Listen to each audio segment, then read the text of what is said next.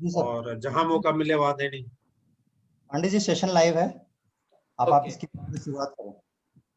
तो आप सभी लोगों को दिया राजस्थान जो गायत्री परिवार की एक युवा इकाई है और जिसका कार्य है लोगों को जागृत रखना, लोगों को पूर्ण रूप से जो है लोगों के सामने उन शख्सियत और उन लोगों के साथ हर बार प्रस्तुत होना जो कि समाज के लिए एक प्रेरक हैं, समाज को हमेशा जो जीवित रखने की कोशिश करते हैं अपने विचारों से, अपने जो है संस्कारों से लोगों को एक नई दिशा और नया ध्यान देने की ओर हमेशा कोशिश करते हैं। तो उन्हीं सबके साथ में आज हमारे साथ प्रोफेसर SD चारण सर मौजूद हैं बीकानेर टेक्नो यूनिवर्सिटी से। और इस पूरे दिया राजस्थान के साथ साथ अन्य दियाओं और अन्य प्रदेश की इकाइयों द्वारा जो ये कार्यक्रम पूरा देखा जा रहा है और जो सभी लोग फेसबुक और यूट्यूब के माध्यम से जो इसको देख रहे हैं, उन सभी लोगों को शुभम पांडे का हार्दिक आभार और बहुत बहुत साधुवाद, धन्यवाद। जो लोग इस जीवन और जीवन के इस सुख को कैसे जीवित किया जाए वापस अपने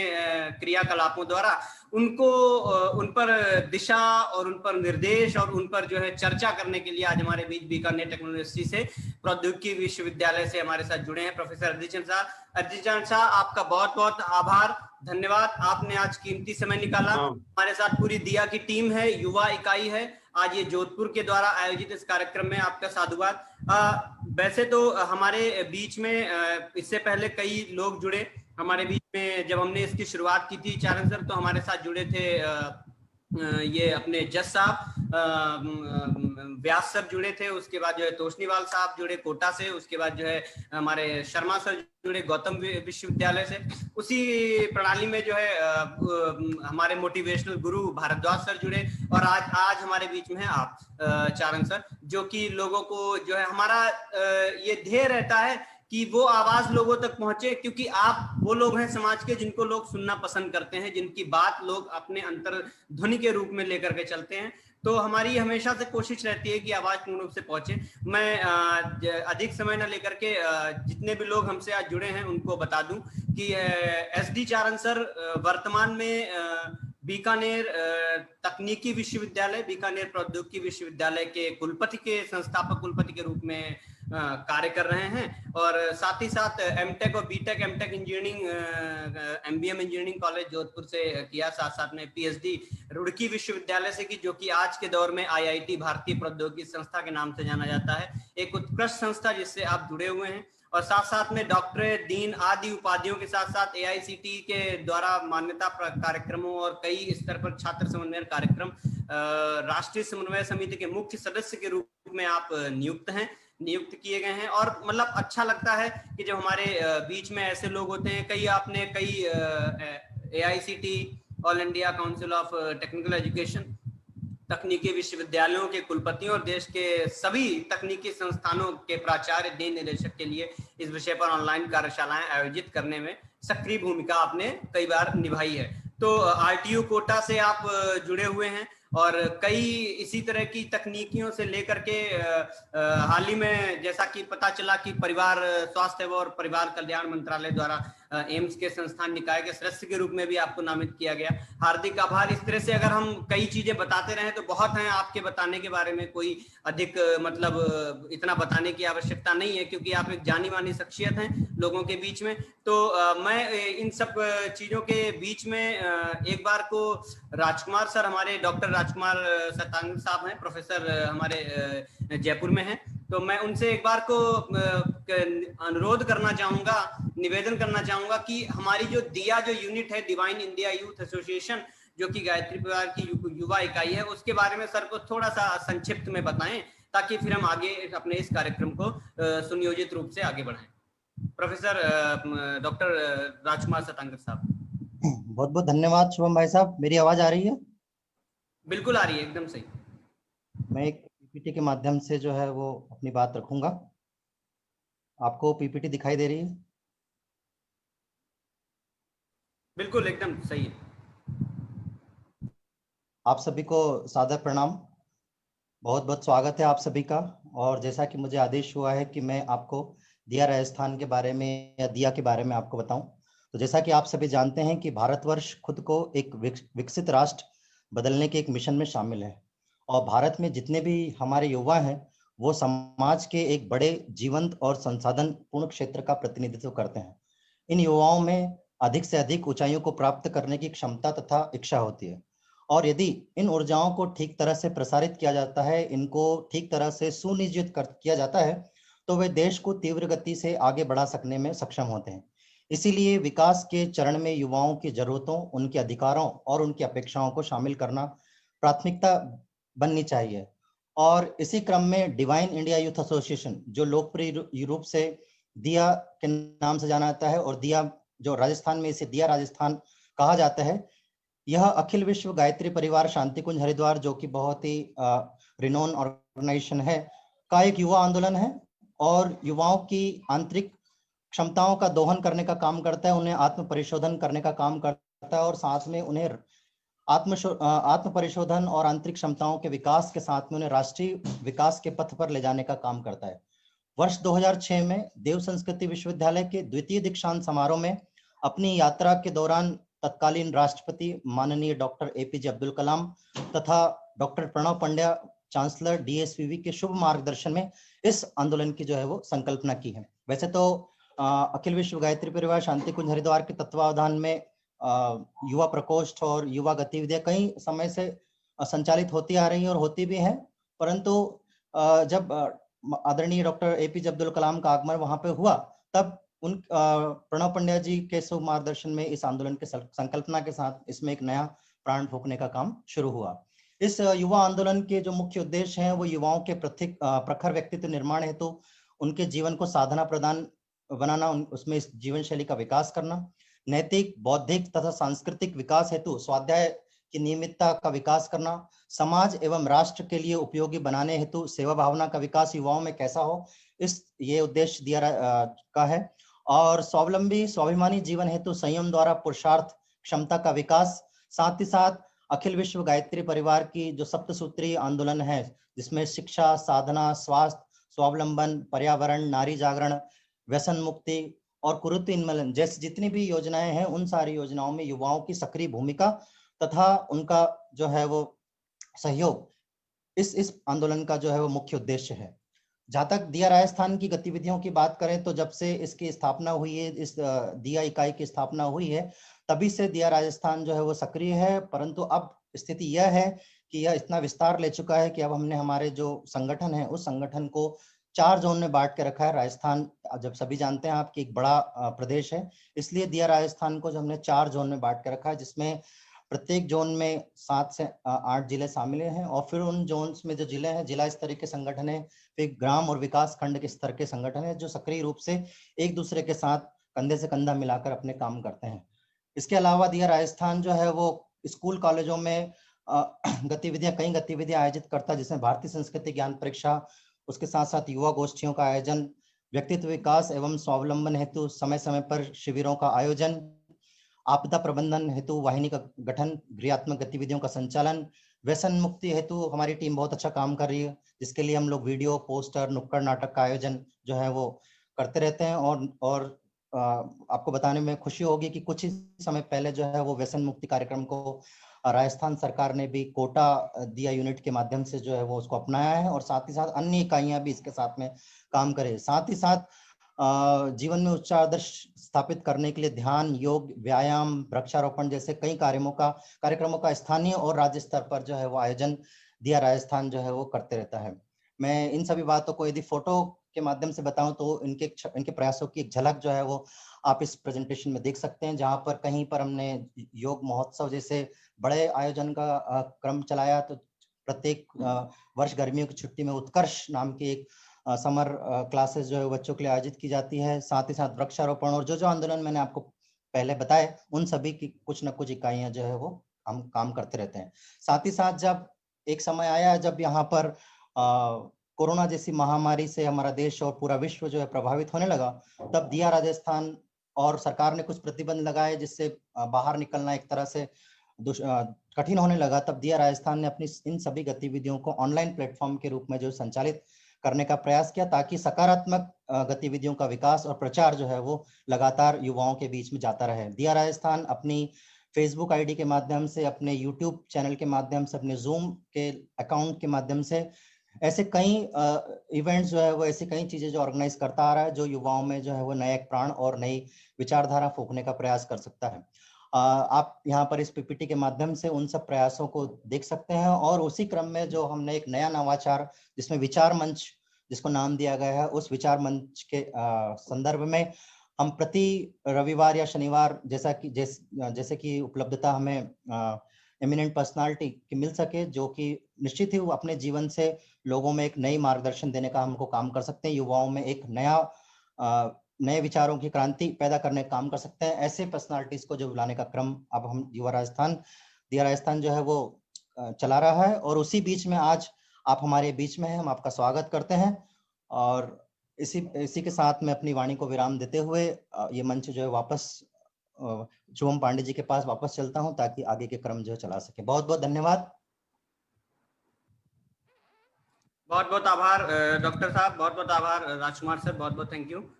ये चारण सर, ये हमारा दिया का एक संक्षिप्त सा परिचय था, जिसमें हमारा उद्देश्य रहता है कि लोगों तक जो है ज्यादा से ज्यादा पहुंच और लोगों की भलाई के लिए कुछ करते रहें। क्योंकि दिया और गायत्री परिवार में बड़ा बहुत ही एक अच्छा सा जो है रिलेशन, बहुत अच्छा सी एक चीज जो जोड़ती है वो ये है कि दीपक और दिया जो है ना वो एक दीपक है, और दिया की युवा इकाई एक दीपक की तरह है, और जो है वो मशाल बनने की ओर जा रही है, जो कि एक गायत्री परिवार के जो अच्छे जो एक एजेड और सभी लोग उनसे जुड़ते हैं। तो मशाल बनने के लिए पहले दीपक बनना जरूरी है, और ये वही सारी चीजें हैं जो कि हमने आपको संक्षिप्त रूप में डॉक्टर साहब ने आपको बताई, प्रोफेसर साहब ने, रत्नाकर साहब ने। तो बहुत बहुत आभार, धन्यवाद। क्योंकि हमारा अक्सर मानना यही रहता है कि कुछ कर गुजरने के लिए मौसम नहीं मन चाहिए, क्योंकि हम दिया के लोग का यही मानना रहता है कि कुछ कर गुजरने के लिए मौसम नहीं मन चाहिए, साधन सभी जुट जाएंगे, संकल्प का धन चाहिए।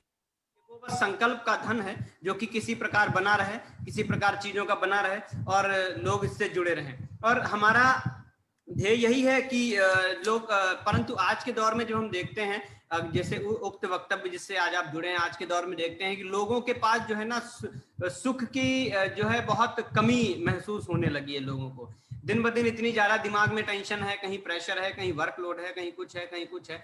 तो हर चीजों का जो है एक तोड़ होता है, वो है जो है किसी तरह नए सूत्र जागृत करे जाएं समाज में, और उन सूत्रों के मुताबिक जो है लोग चलें और कुछ ना कुछ तरीकों से जो है आगे बढ़ें, और किसी तरह जो है उन सूत्रों से जो है अगर जो किसी का भला हो सके तो, और ताकि जीवन एक तरह से सुखी सा रहे। मैंने लिखा था कहीं पर अभी कि वही सुखी है जिसने कटु बीजों को बोना छोड़ दिया, और वही सुखी है जिसने कुछ खोने पर रोना छोड़ दिया, और जो है मिला सुखी उसी में आगे का संकल्प करो, और वही सुखी है जिसने कुछ होने का होना छोड़ दिया। मतलब हमने होनी पर छोड़ दिया कुछ ना कुछ, ताकि होता रहे। तो मैं इन्हीं शब्दों को, अपनी वाणी को विराम देते हुए, आपका अंत की 2 पंक्तियां देते हुए मैं आपको मंच देना चाहूंगा कि आप अपने जो है नए सूत्रों के साथ, नए विचारों के साथ आज की युवा पीढ़ी जो है वो, क्योंकि अगर जो आज की आने वाली पीढ़ी अगर सुखी रहेगी तो भविष्य जो है देश का भी सुखी रहेगा और देश भी संतुष्ट रहेगा। तो मेरा बस यही कहना है कि सुख के पीछे जरूरी नहीं है हो कोई कारण, सुख के पीछे जरूरी नहीं है हो कोई कारण। तो स्वागत है आपका दिया के मंच पर प्रोफेसर SD चारण साहब, आपका बहुत हार्दिक स्वागत, अभिनंदन। आप अपनी वाणी के साथ से जुड़े लोगों से और कुछ नए सूत्रों के साथ बताएं। स्वागत है सर, अभिनंदन प्लीज सर। बहुत बहुत धन्यवाद। आपने जो नाम रखा है इसका दिया, और दिया की लो से अंधेरा दूर होता है, और उस लो से आपने मसाल बनाने की बात कही। निश्चित रूप से ये डायरेक्शन है कि एक लो से मसाल की तरह आगे बढ़े, और उस उजाले को जैसे जैसे मसाल बनेगी वैसे वैसे वो दूर दूर तक जाएगा। इसी के क्रम में किसी ने कहा था कि दिए के तले में अंधेरा क्यों होता है और उसको कैसे दूर किया जा सकता है। तो उसको दूर करने के लिए एक दिए के पास में दूसरा दिया जलाना होता है ताकि उसका अंधेरा दूर हो सके। मैं समझता हूँ कि दिया की जो लो है, एक से एक दिए जल के और समस्त अंधेरे को दूर कर सकते हैं। इसी कल्पना के साथ शायद ये दिया नाम दिया गया होगा, ताकि सबका अंधेरा दूर हो और जीवन में उजाला हो, और वो उजाला इतना प्रगाढ़ हो कि संपूर्ण सृष्टि को उजाले से उज्ज्वलित कर सके और सभी के मन को उज्जवल कर सके। आज के विषय पे मैं जो मुझे 2 चीजें ध्यान में आई। एक तो ये है कि मैं एक तरफा एक उद्बोधन दे दूं, कुछ लोग सुन लें, कुछ लोग सुनने के बाद भूल जाए, कुछ लोग अनसुना करें, दोनों हो सकते हैं। दूसरा, मुझे ऐसा लगा कि उद्बोधन की बजाय बातचीत ही कर ली जाए। तो मैं ये आज जो बात कहूंगा एक बातचीत भी है, बीच में आप चाहें तो पूछ भी सकते हैं, लेकिन उसको ऐसे अलंकृत करके न कहूंगा और ऐसा कोई बड़े बीच के उदाहरण लाके भी नहीं कहूंगा कि मैं अपनी बात को कहने के लिए कोई जोर दे रहा हूँ। मैं जो एक कल्पना सी आपके सामने रखूंगा या प्रस्ताव के रूप में आपके सामने रखूंगा, आप उस प्रस्ताव को अपनी राइट पे देख लें, अपने विचार से देख लें कि कितना ठीक है, और अगर ठीक लगता है तो उसको और विचार को प्रकट किया जा सकता है, और ज्यादा ठीक लगे तो उसको अपने ऊपर लागू भी किया जा सकता है और लागू करके उसको जिया जा सकता है। और मैं अब इंजीनियरिंग का विद्यार्थी रहा हूँ, तो हम ऐसा कह सकते हैं कि मैं तो ये प्रपोजल रखता हूँ, प्रोग्राम आपको बता रहा हूँ। अगर आपको प्रोग्राम ठीक लगे तो अपने ऊपर रन करके देख लें, और रन करने से आपको लगे कि हाँ, इससे तो जीवन बहुत हार्मोनियस हो सकता है, तो उसके साथ जीने की कोशिश कर सकते हैं। तो आज इस तरह की चर्चा करूंगा मैं आपके सामने, जो एक तरफा नहीं, मैं समझता हूँ 2 तरफा भी हो सकती है। तो सबसे पहले जो क्योंकि जब विषय की बात करते हैं कि सुखी जीवन, तो नाम तो ऐसा है कि लगता है कि ये तो यही तो चाहत है सबकी, इसमें तो कोई 2 राय हो नहीं सकती। तो इस सुखी जीवन को समझने के लिए हम समझते हैं कि हम अंततः जीवन में चाहते क्या है, और जो चाहत अगर हमको समझ में आ जाए तो निश्चित रूप से उसका प्रयास करना शुरू कर सकते हैं।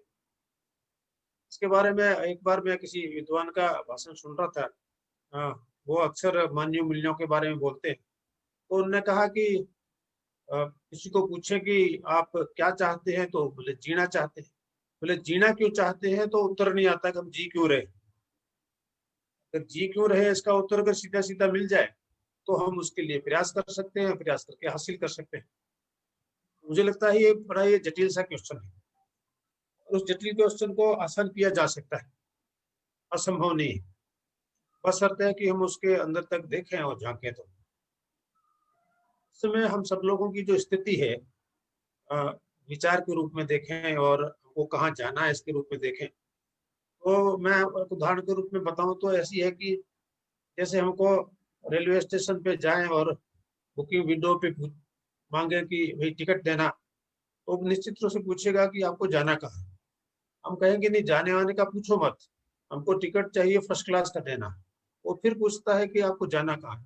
बोले ये मत पूछो जाना कहाँ है, फर्स्ट क्लास में जो सुविधा होनी चाहिए सारी सुविधा हो, एसी बिल्कुल ढंग से चले और चद्दर वगैरह धुले होने चाहिए, अटेंडेंट भी होना चाहिए। तो मुझे लगता है कि हमारा जीवन भी ऐसा ही है कि हमको व्यवस्था है बहुत चाहिए, लेकिन इस व्यवस्था के बाद जाना कहाँ है ये हमको पता नहीं, और फिर हमको कितनी व्यवस्था चाहिए ये भी हमको पता नहीं। तो लगता है कि हम पूरे जीवन ऐसे ही दौड़ते रहते हैं, व्यवस्थाओं को जुटाने में दौड़ते रहते हैं, और ये हमको पता नहीं लगता है कि ये व्यवस्था हम जुटा के हासिल क्या करना चाह रहे हैं। तो ये जो पहेली है, ये जो हमारी स्थिति है जीवन की, इसको अगर हम समझ लेते हैं कि हमको जाना क्या है, कहाँ है, हम चाहते क्या है, अगर वो चाहत समझ में आ जाती है तो उसका उपाय भी कहीं न कहीं से निकल आता है। आज मैं बस इसी पे चर्चा करना चाहता हूँ कि हम जीवन में चाहते क्या है। तो मैं निश्चित रूप से अगर ये कह सकता हूँ कि हम सभी लोग मिलके, मैं आज की स्थिति के बारे में चर्चा नहीं करूंगा कि स्थिति क्या, आप सभी लोग विद्वान हैं, जानते हैं कि हमने पढ़ाई भी बहुत की है। आपके उम्र में देखें और अपनी पिछली पीढ़ी में देखें तो हमने बहुत पढ़ाई की है और शिक्षा का स्तर बढ़ा है। और विकास की देखें तो विकास तो बहुत हुआ, हमारी सुख सुविधा बहुत बढ़ी है, इंफ्रास्ट्रक्चर को देखें बहुत अच्छा हुआ है। लेकिन एक चीज जो हमको अभी शुभम जी भी कह रहे थे कि समय नहीं है, टेंशन ही बढ़ा जा रहा है। तो हम अगर आज से पिछली पीढ़ी का जीवन देखें तो वहाँ सुविधाएं तो बिल्कुल कम थी, सुविधाएं कम थी, साधन कम थे, हमारे पास व्यवस्थाएं कम थी। लेकिन इतनी भागा भागी तो नहीं थी, इतनी मारामारी तो नहीं थी। ऐसा आज के लोगों को पूछें तो कहते हैं कि मरने के लिए भी समय नहीं है। तो जब मरने के लिए समय नहीं है तो जो समय दिया है उसको कहाँ लगा रहे हैं? ये एक विषय है जो हर एक को सोचने की जरूरत है। और ये जब विषय निकल के आता है तो निश्चित रूप से ये ध्यान में आता है कि हमारा जो विकास हो रहा है, ढांचागत विकास तो हो रहा है, शिक्षा का विकास भी हो रहा है, लेकिन शिक्षा के विकास के साथ में क्या समाज का विकास हो रहा है क्या? अगर मैं समाज के विकास को परिभाषित करूं तो समाज का विकास को कुछ पैरामीटर देख लेते हैं कि हम पढ़ने के साथ साथ सभ्य होने चाहिए। सभ्य होने चाहिए तो हम समाज में जो भ्रष्टाचार है ये कम होना चाहिए, व्यभिचार कम होना चाहिए, जो घरेलू झगड़े वो कम होने चाहिए, तलाक कम होने चाहिए, ये टेररिस्ट वगैरह की एक्टिविटीज नहीं होनी चाहिए, नक्सलवाद नहीं होना चाहिए। ये समाज के पैरामीटर हो सकते हैं सभ्य समाज के। तो लगता है कि ये तो बढ़ रहे हैं। तो सामाजिक दृष्टि से तो हम नीचे जा रहे हैं और इंफ्रास्ट्रक्चर की दृष्टि से ऊपर जा रहे हैं। निश्चित रूप से हमारा भौतिक जीवन सुखी हो रहा है। और एजुकेशन के रूप में देखें तो कागजी एजुकेशन तो बढ़ ही रही है, लेकिन एजुकेशन के साथ में अगर शिक्षित होने के साथ में अगर हम सभ्य होने चाहिए तो लगता है हम सभ्य तो नहीं बने। तो ये एक बड़ा क्वेश्चन है। बड़ा क्वेश्चन है कि जब पढ़ लिख रहे हैं, सभ्य हो रहे हैं और सभ्य मानव से जो अपेक्षित व्यवहार है वैसा वो नहीं कर रहा है। सिर्फ इंसानों के साथ भी ऐसा नहीं कर रहा, प्रकृति के साथ भी ऐसा ही कर रहा है। आज हम देखें तो हमारी जो स्थिति है कि हम ये चर्चा करने लगे हैं कि हमारी हवा भी शुद्ध नहीं है। तो हवा को दूषित किसने किया? तो हमारे निश्चित रूप से हमारा जो जीवन शैली उसने किया होगा। हमारा पानी भी जो है शुद्ध नहीं है। तो इस सामाजिक विकास की यात्रा के रूप में देखें तो लगता है हमको हम कहीं भी पिछड़ रहे हैं। तो पिछड़ रहे हैं तो फिर उसको अल्टीमेटली चाहते क्या है? तो मैं चाहत पे आता हूँ सीधा, इनको मैं छोड़ देता हूँ एजुकेशन को वगैरह को, बात आपसे बारे में बात नहीं करेंगे, विद्यार्थियों से करते हैं। इसलिए मैं सीधा एक चीज मैंने जो आप सामने रखी है, ये देख सकते हैं स्क्रीन पे। ये हर व्यक्ति दो चीजें निश्चित रूप से चाहता है कि वो सुखी होना चाहता है और समृद्ध होना चाहता है। जिसको जैसी थोड़ी सी समझ विकसित होती है तो वो सुखी और समृद्ध दो चीजें चाहता है। और तीसरी चीज है कि वो इन दोनों की निरंतरता चाहता है। wanted to be happy, wanted to be prosperous and wanted to be continuity of happiness and prosperity। मैं चाहता हूँ कि अब इसको भाषण नहीं समझ के जिस तरह से बात कर रहे हैं आप भी इसको उसी तरह से सोचना शुरू करें कि क्या हम इसके अलावा भी कुछ चाहते हैं क्या? आप अपनी सारी एक्टिविटीज को देख लें, हम अंततः यही चाहते हैं। जैसे मैं उदाहरण के रूप में बताऊं कि हम जो भी करते हैं, जैसे हम पढ़ते हैं, पढ़ते समय चाहते हैं कि हम फलां की नौकरी मिलेगी, तो हम यानी कुछ बनना चाहते हैं, डॉक्टर बनना चाहते हैं, इंजीनियर बनना चाहते हैं, उसे कृषक बनना चाहता है, व्यापारी बनना चाहता है, बिजनेसमैन बनना चाहता है, मैनेजर बनना चाहता है। तो सबसे पहले तो हम बनने के लिए कोशिश करते हैं। बनने के बाद में क्या कुछ करते हैं, जैसे डॉक्टर है तो मरीजों की सेवा करेगा, ये करेगा, इंजीनियर है तो मशीनरी के साथ काम करेगा, कृषक है तो कुछ उगाएगा। यानी हर एक कुछ बनने के बाद में कुछ करता है, करने के बाद क्या करता है, कुछ पाता है। तो उसके बदले में क्या पाता है, उसको एज ए रिम्यूनरेशन कुछ ऐसा पाता है, अमाउंट ऑफ मनी उसको मिलता है। ये अमाउंट ऑफ मनी जो मिलता है उससे अभी क्या चाहता है, इससे वो सुखी होना चाहता है। जो भी पैसा मिल रहा है उससे वो सुखी होना चाहता है। यानी पहले होना चाहता है, फिर पहले बनना चाहता है, फिर करना चाहता है, उसके बदले कुछ पाता है, और फिर होना चाहता है। जो अंत में होना चाहता है वो सुखी होना चाहता है। तो होने से पहले का जो सारी चीजें हैं वो प्रोसेस है, और फाइनल गोल क्या है, सुखी होना चाहता है। और सुखी होने के बीच की सारी जो प्रक्रिया है ये उसकी साधन है।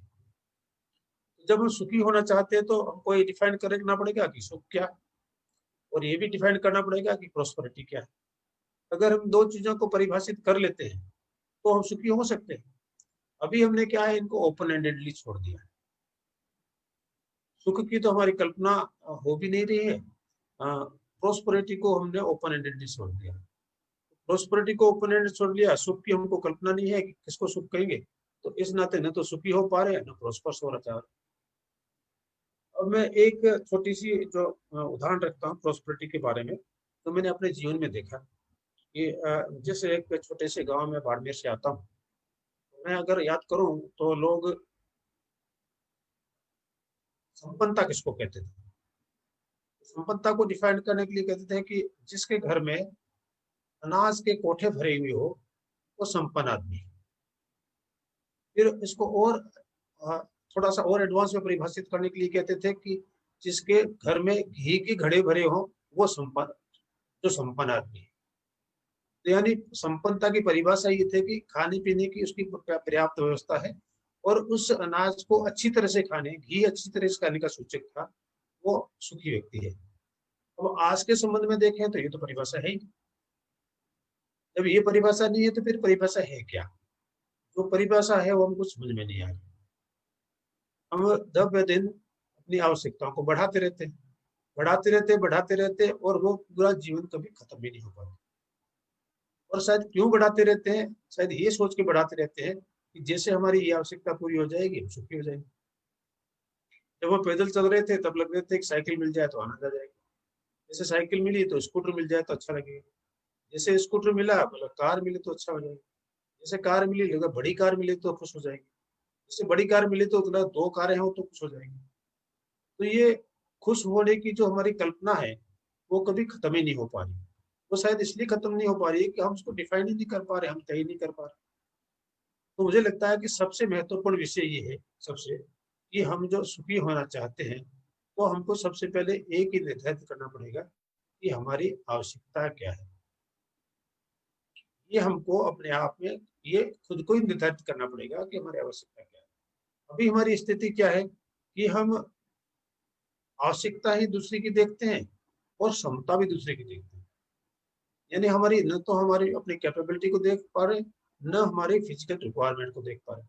हम हमेशा दूसरे का एनालिसिस करते रहते हैं कि उसके पास क्या है, ऐसा मेरे को होना चाहिए।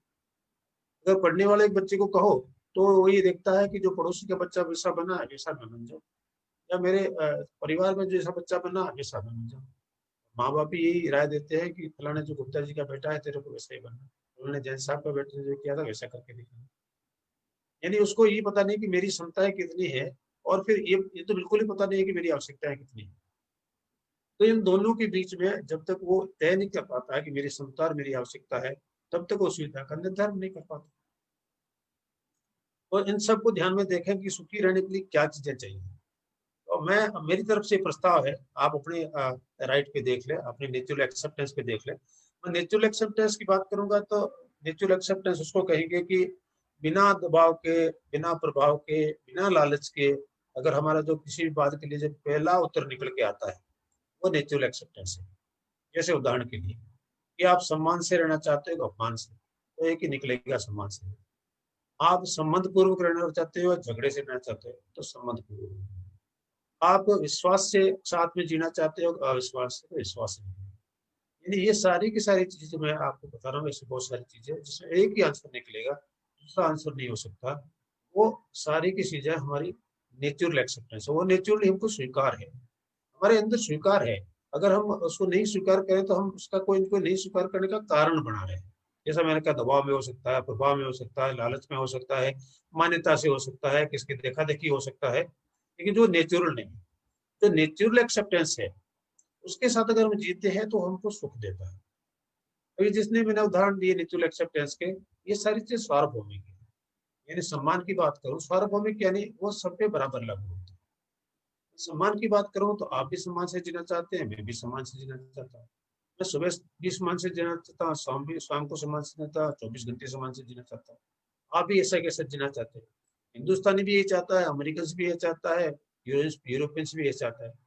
यानी न तो ये व्यक्ति आधारित है, न समय आधारित है, न स्थान आधारित। तो ये जितने भी पैरामीटर है जो इन तीनों चीजों से प्रभावित नहीं होते हैं, तो सार्वभौमिक कहते हैं, यूनिवर्सल कहते हैं। तो यूनिवर्सल चीजें हैं वो सारी सारी हमको नेचुरली एक्सेप्टेबल है। हम सम्मान पूर्वक रहना चाहते हैं, यूनिवर्सल है। सम्मान पूर्वक रहना चाहते हैं, यूनिवर्सल है। हम स्नेह से रहना चाहते हैं, यूनिवर्सल है। हम ममता से रहना चाहते हैं, यूनिवर्सल है। हम हारमोनी से रहना चाहते हैं, यूनिवर्सल है। ये सारी चीजें यूनिवर्सल है। अब इन यूनिवर्सल चीजों के आधार पे देखें तो हमको चाहिए क्या?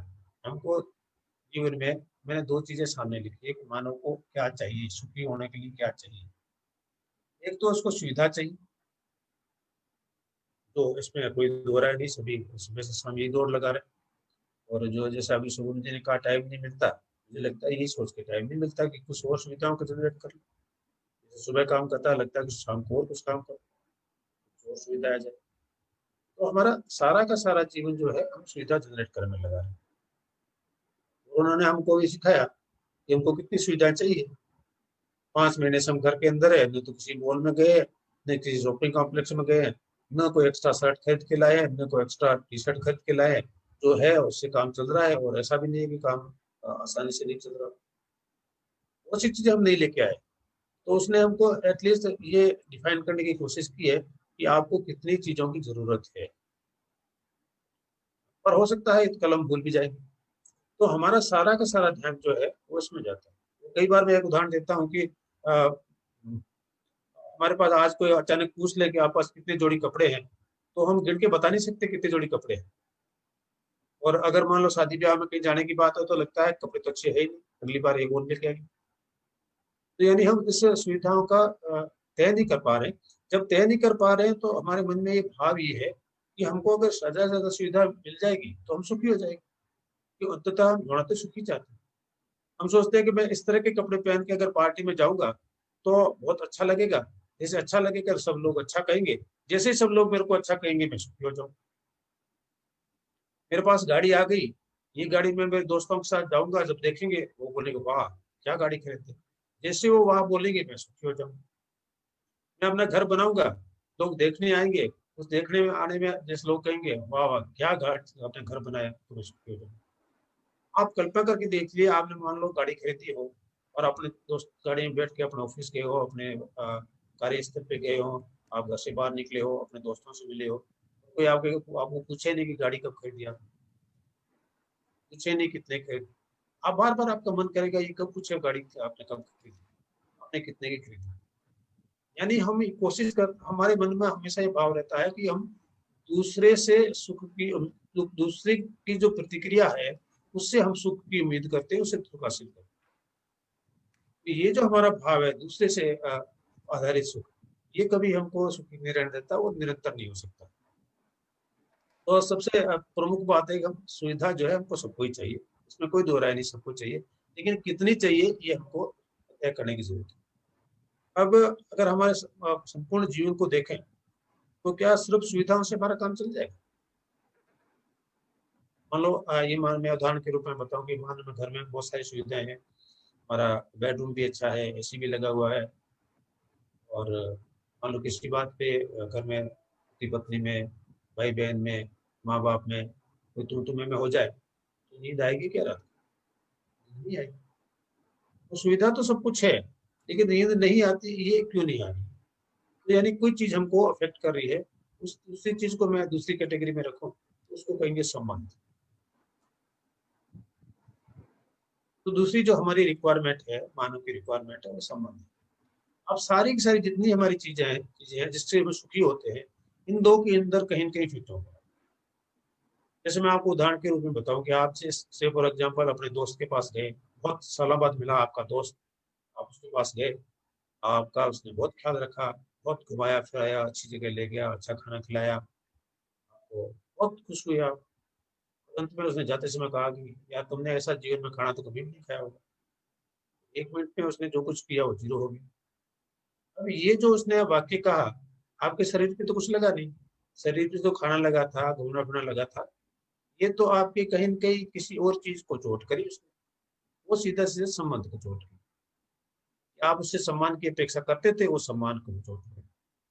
मैं इसका एक रिवर्स एग्जाम्पल भी आपके सामने रख सकता हूँ कि आप अपने दोस्त के पास गए और पुराना दोस्त था, बैठे बातें करने लग गए, गप्पे लगाते रहे, वो दोस्त आपको चाय पूछने भूल गया, तो आप तुरंत कहेंगे, जैसे आपको ध्यान आएगा भी चाय तो पिला। तो वो कहते हैं देखता है यार चाय की क्या व्यवस्था है, कहे तो कहेगा चलो किसी चलते साथ मिलकर बनाते।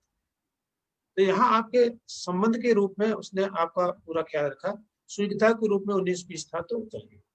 तो इंसान को सारी जितनी भी चीजें चाहिए, आप अपनी सारी आवश्यकताओं का एनालिसिस करके देख लें, वो इन दो में ही फिट होगी, एक संबंध में और एक सुविधा।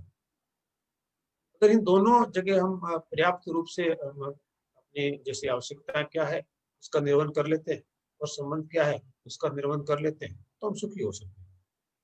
अब वो विषय आता है कि इसका निर्वहन कैसे किया जा सकता है। जैसे सुविधाएं हैं तो पशु को भी चाहिए,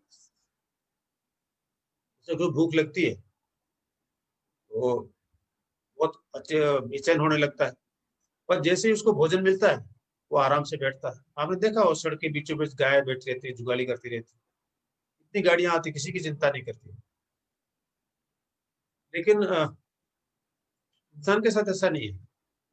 जैसे ही उसको भोजन मिलता है, भूखा होता है तो सोई बेचैन होता है, उसको कोई और चीज याद नहीं आती, बेचैन होता है। लेकिन जैसे ही भोजन मिल जाता है उसको 50 चीजें ध्यान आती है। वो जो 50 चीजें दिमाग में घूमती है वो सब संबंध से संबंधित होती है। तो मैं समझता हूँ कि जानवर और इंसान में यही बेसिक फर्क है कि वो अपनी जब भोजन की आवश्यकता होती है वो बेचैन होता है। यहाँ तक कि जैसे मान लो बरसात आई, वो भी किसी न किसी साइड में जाता है, पेड़ के नीचे खड़ा होता है। अगर हम किसी बहुत पीढ़ी पीछे देखें तो शायद इंसान भी ऐसे ही करता होगा। जब बरसात आती है तो दौड़ के पेड़ के नीचे खड़ा होता होगा, लेकिन धीरे धीरे उसको समझ में आया कि मैं परमानेंट घर भी बना सकता हूँ, उसने घर बनाना शुरू किया। जानवर और इंसान में शायद फर्क यही है कि वो अपनी भौतिक आवश्यकताएं पूरी होने के बाद आसान से बैठता है, संतुष्ट होता है। यानी भौतिक आवश्यकताओं की जरूरत तो उसको भी होती है, पर वो उसके साथ जरूरी भी है, नेसेसरी है और एडिक्वेट भी है, उससे पर्याप्त। लेकिन इंसान के साथ जरूरी तो है लेकिन पर्याप्त नहीं है। तो पर्याप्त नहीं है तो दूसरी चीज क्या है, दूसरा उसको संबंध चाहिए। आज हमारी सारी व्यवस्था देख लें, जैसे अभी आप कह रहे हैं जीवन में बहुत आबादी हो रही है, आप देख सकते हैं हमारी संपन्नता तो बढ़ी है, फिजिकल फैसिलिटी बढ़ी है, लेकिन झगड़े भी तो बढ़ते जा रहे हैं। घरेलू झगड़े बढ़ते जा रहे हैं, वर्क प्लेस पे झगड़े बढ़ते जा रहे हैं, आपस में क्लेश होता जा रहा है, पढ़े लिखे लोगों में हो रहा है। यानी संबंध के रूप में जो उसके रिक्वायरमेंट है उनकी पूरी। अब इन दो चीजों को पूर्ण करने के लिए जो तीसरी चीज की जरूरत है वो है सही समझ, राइट अंडरस्टैंडिंग। राइट अंडरस्टैंडिंग किसमें? खुद में। ये टोटल हमारा जीवन है इन्हीं तीन चीजों के आसपास घूमता है। इनको सुविधा चाहिए, बिल्कुल चाहिए। आपको माना एक गाड़ी है, दो गाड़ी चाहिए, दो की आप चार गाड़ी लीजिए, लेकिन जब चार गाड़ी ली जाए ये ध्यान रख लें कि मेरी अगर रिक्वायरमेंट तीन एक की है, बाकी तीन है, तो क्या मेरे पास इतना मन है कि बाकी तीनों को कोई उपयोग में लाए तो मैं दे सकता हूँ। इस समय दुनिया में दो तरह के लोग पाए जाते हैं। एक तो वो है जो सुविधा विहीन है, इसलिए दुखी है और दरिद्र है। दूसरे वो है जो सुविधा संपन्न है लेकिन संपन्नता का भाव नहीं है, इसलिए दुखी है, दरिद्र है। और हमारी स्थिति इन दोनों के बीच की है। लेकिन होना हम क्या चाहते हैं? सभी सुविधा संपन्न और सुखी होना चाहते हैं। जब हम सुविधा संपन्न और सुखी होना चाहते हैं तो सुविधा को हमको परिभाषित करना पड़ेगा, और सुखी होना चाहते हैं इसके संबंध को भी हमारा ध्यान रखना पड़ेगा। और ये ध्यान रखने के लिए जो तीसरा पैरामीटर है वो हमारी समझ है, जो सुविधा को भी तय करेगी और संबंध को भी तय करेगी। अब इनकी प्रायोरिटी क्या होनी चाहिए? पहले नंबर पे कौन होना चाहिए, दूसरा पे कौन होना चाहिए, या एक दो की जरूरत नहीं है, इन तीनों में से एक से भी काम चलेगा। आप थोड़ा सा अगर गहराई से सोचें तो अभी जो हमारा जीवन है, ये प्रायोरिटी मैंने अपनी तरफ से रखी है। आप सहमत भी हो सकते हैं, असहमत भी हो सकते हैं।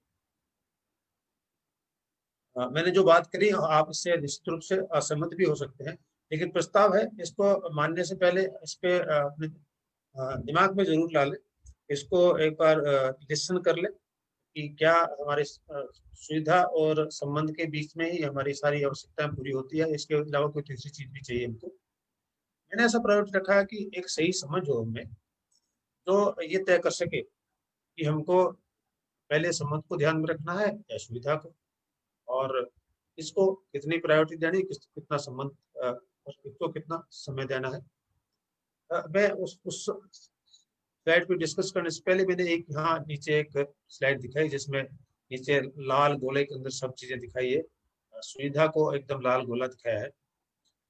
अभी हमारी जो व्यवस्था है, हम सुबह से शाम तक सुविधाओं का संग्रहण करने में लगे रहते हैं और ये सोच के संग्रहण करते हैं कि अगर जैसे जैसे हमारी सुविधा बढ़ेगी सुखी हो जाएगी।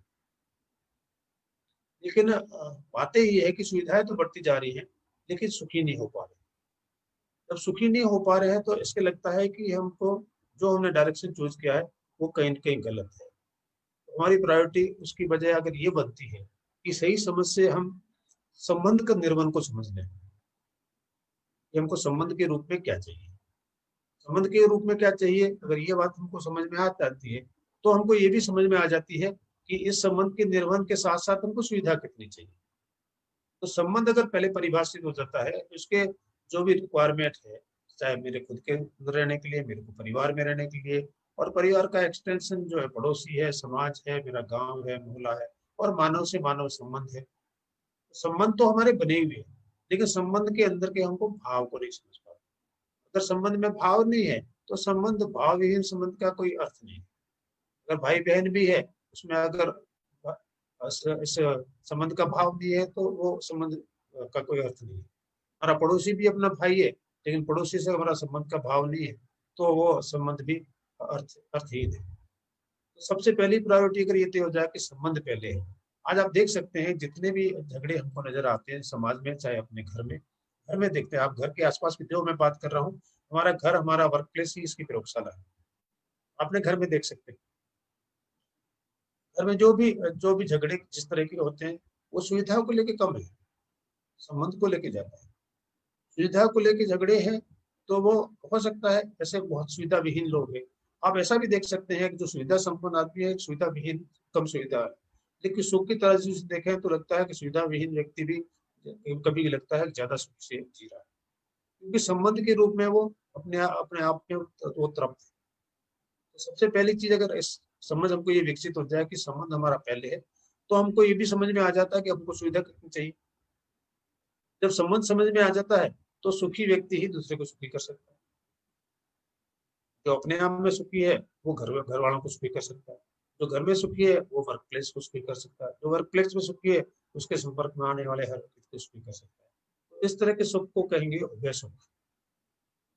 जब मुझे ये सुख की परिभाषा समझ में आ जाती है कि व्यक्ति से व्यक्ति मेरा संबंध है, मेरा रिलेटिव है, और मेरा रिलेटिव है तो मैं उसके साथ उस संबंध पूर्वक कैसे रह सकता हूँ। मैं आपको एक उदाहरण के रूप में बताऊं कि हम संबंध को किस तरह से परिभाषित करें। माना आप अनरिजर्व डब्बे में ट्रेवल कर रहे हैं, और अनरिजर्व डब्बा अक्सर पैक होता है।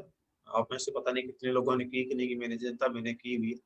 पैक होता है, और पैक होता है तो जब घुसना हो तो सभी लोग उसको रोकते हैं कि घुस नहीं जाए। जैसे घुस जाता है अपनी जगह बनाता घुस। अब माना बड़ी मुश्किल से आप अपनी जगह बना के कुछ बैठे हैं, और एक नया व्यक्ति है जो आपका एकदम परिचित आ जाए, और फट उसको जगह बना के उसको साथ कर लेंगे। अगर परिचित नहीं है तो आप उसको घुसने नहीं देंगे, क्योंकि परिचित व्यक्ति को हम अपना संबंधी मानते हैं और दूसरे को अपना संबंधी नहीं मान रहे है। तो वो भी मानव से, लेकिन उसको अपना संबंधी मान रहे।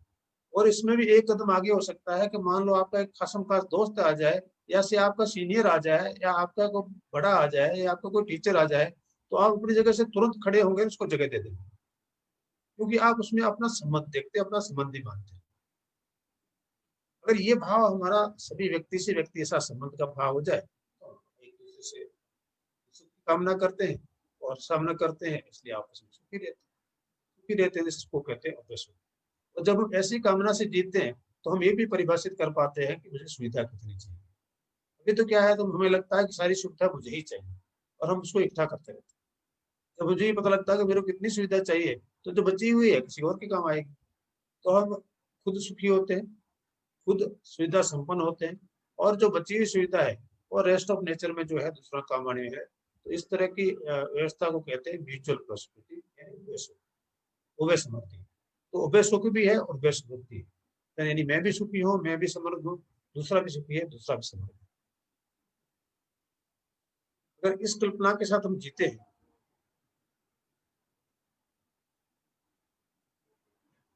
तो हमारे जीवन का जो अब डायरेक्शन है, पहला मैंने नीचे वापस दोबारा दिखा, नीचे की जो व्यवस्था जिसमें सिर्फ हम सुविधा को जी रहे हैं, इसको हमने एनिमल कॉन्शियसनेस का नाम दिया है, कि हम पशु को भी सुविधाओं की जरूरत होती है, हमको भी सुविधाओं की जरूरत होती है, तो हम उससे जी रहे हैं।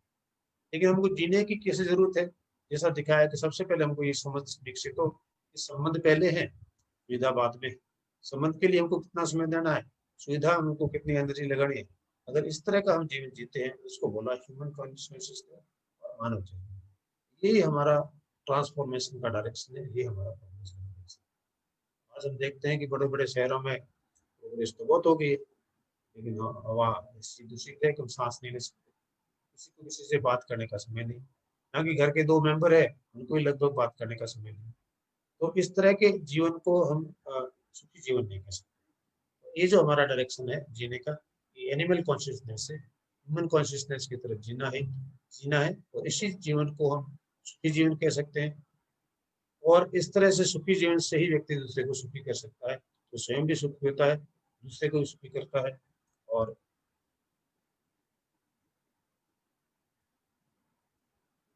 अब ये एक थोड़ी सी बात, इससे आप अगर, मुझे पता नहीं कि आप मेरी बात से कितने सहमत है, लेकिन आप इस बात को मैं इतना ही कहूंगा कि इसको सोच लें कि हमको संबंध के रूप में हमको क्या ध्यान रखने की जरूरत है, कितना समय देने की जरूरत है, कितना ध्यान हमको सुविधा जनरेशन में करने की जरूरत है, और निश्चित रूप से हमको सुविधा को परिभाषित करने की जरूरत है कि हमको कितनी सुविधा चाहिए। अब इस बात को मैं थोड़ा सा और आगे करूँ कि ये सही समझ क्या है जो निश्चित रूप से बाकी की 2 चीजों को तय करने वाली है। एक शुभम जी मुझे बताया कि मुझे कितनी देर बोलना है। नहीं सर, स्वागत है सर। आप अभी मतलब बीच में आप टोक देना। नहीं नहीं कोई नहीं ऐसी दिक्कत नहीं, आराम से सर, समय है। तो और मेरी कल्पना है, मेरा प्रपोजल है कि हमारा जीवन जो है ये इन्हीं 3 चीजों के अंदर है। ये हमको संबंध पूर्वक रहना है, संबंध को सुविधा कितनी चाहिए वो हमको निश्चित रूप से मिलनी चाहिए। मैं ऐसा कतई नहीं कह रहा हूँ कि हम बिल्कुल सुविधा विहीन बन जाए, साधु बन जाए, फकीर बन जाए तभी सुखी हो जाए। बहुत से लोग ऐसा कहते हैं कि अगर संतोषी सदा सुखी, संतोषी सदा सुखी यानी जो कुछ भी आपकी फीलिंग्स है, डिजायर है, वो आपने सप्रेस कर ली, इसको दबाया है तो आप सुखी है। कतई ऐसा नहीं कह रहा, लेकिन आपको निश्चित रूप से ये तो तय करना पड़ेगा कि मैं अगर दुखी हो रहा हूँ, मैं दुखी हो रहा हूँ तो उसकी वजह क्या मैं मेरे घर में संबंध पूर्वक रह नहीं पा रहा हूँ, दुखी हो रहा हूँ? क्या मेरे दोस्तों के साथ संबंध पूर्वक रह नहीं पा रहा हूँ, स्थिति हो रहा हूँ? क्या मेरे समाज में पड़ोसियों के साथ संबंध पूर्वक रह नहीं पा रहा हूँ, स्थिति हो रहा हूँ? या मेरे घर में कोई व्यवस्था कम है, खाने की व्यवस्था कम है, मेरे पीने की व्यवस्था कम है, मेरे साधन नहीं है, मेरे रहने की व्यवस्था नहीं है, मेरे आने जाने के साधन कम है, उसकी व्यवस्था नहीं है, किस वजह से दुखी हो रहा हूँ? तो ये हमको समझने की जरूरत है।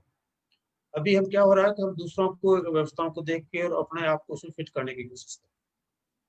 जो मैं हूँ और जो मैं होना चाहता हूँ, what I am and what I wanted to be, इन दोनों में जितना ही गैप होता है उतने ही दुखी होते हैं। अगर इन दोनों में गैप कम हो जाए तो हम सुखी होते हैं, गैप बिल्कुल जीरो हो जाए तो हमेशा निरंतर सुखी रहते हैं। अब what I wanted to be, इसको हम प्रॉपर्ली परिभाषित कर रहे हैं। What I wanted to be में क्या होना चाहता है, इसके लिए मुझे अपनी क्षमता को देखने की जरूरत है, मुझे अपनी आवश्यकता का निर्धारण करने की जरूरत है। ये मैं निश्चित रूप से ढंग से कर नहीं पाता, इसलिए गैप बढ़ता जाता है। जैसे जैसे गैप बढ़ता है ये संबंध हमारे संबंध को बढ़ाता है। आज आप देख सकते हैं कि जितने भी एक उदाहरण के रूप में मेरे दोस्त ने बताया कि नोएडा का रहने वाला था कि नोएडा में आज जितने भी तलाक के केस आ रहे हैं वो ऐसे कपल्स के आ रहे हैं कि विद इन ए ईयर वो तलाक के केसेस हो। तो लोग शादी से पहले दिन भर ऐसी दुआ करते थे कि शादी कब होगी, जैसी शादी हुई लगा कि वो तलाक कब होगी। ये इसलिए नहीं कि उनको कुछ सुविधा की कमी है, सुविधा तो इतनी है कि उसका शायद उपयोग भी नहीं कर पा रहे, लेकिन संबंध के रूप में कहीं कहीं है। अभी जो हमारी सोसाइटी की प्रॉब्लम है, सारी प्रॉब्लम संबंध का निर्वहन न करने की वजह से या संबंध में भाव नहीं होने की वजह से, lack of feeling, lack of fulfillment of the feeling and responsibility towards the relationship, that's the main reason of unhappiness in the family. तो ये जो दुख का कारण है, अगर उस दुख के कारण को हम समझ पाते हैं तो निश्चित रूप से हमको दूर कर पाते हैं। अब मैं सबसे पहले जो मैंने सबसे पहली बात लिखी, इन 2 चीजों को हम कैसे, सुविधा कितनी चाहिए और संबंध कैसे रह सकते हैं, तो इसके लिए हमको अपना टोटल जीवन कितना इसको देखना पड़ेगा। हमारा टोटल जीवन जो है वो 4 आयाम में कह सकता हूँ। एक मैं खुद हूँ, दूसरा मेरा परिवार है, फिर मैं समाज जिसमें रहता हूँ, और जब मैं समाज की बात तो मेरे पड़ोसी से लेकर मानव से मानव तक जो है, और चौथा जिस प्रकृति में मैं रहता हूँ। हर एक व्यक्ति का जीवन इन 4 के बीच में है। अगर इन चारों स्तर पे मैं हारमोनी से जीता हूँ, व्यवस्था में रहता हूँ, संगीत पूर्ण रहता हूँ, और संगीतपूर्ण रहते हुए अगर मेरा जीवन है तो मैं सुखी हूँ। तो सबसे प्रमुख बात है कि इन 4 स्तर की जो हारमोनी है मैं उसको समझ लूं। तो राइट अंडरस्टैंडिंग का मीनिंग है इन 4 स्तर की हारमोनी को समझना।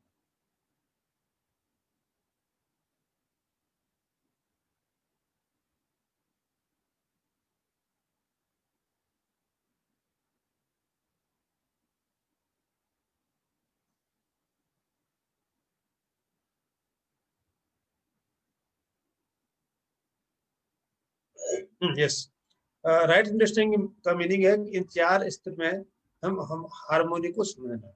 अपने आप में हार्मोनी, परिवार में हार्मोनी, समाज में हार्मोनी और अस्तित्व के साथ में, नेचर के साथ हार्मोनी। इन 4 स्तर की व्यवस्था को समझना ही राइट अंडरस्टैंडिंग। और इन 4 स्तर की व्यवस्था को जितना समझ के हम जी पाते हैं और उन व्यवस्था में जीने में अगर हम हार्मोनी से जी पाते हैं तो हम, यानी हार्मोनी मेरे खुद में, मेरे परिवार में, सोसाइटी के साथ में और नेचर के साथ। इन 4 स्तर की हार्मोनी को में अगर हम जी पाते हैं, अगर उनमें हमारे जीवन में हार्मोनी है, व्यवस्था है, संगीत में जीवन है, तो हम जब जब इस 4 स्तर की हार्मोनी से हम जब जी नहीं पाते तब तब हम दुखी होते।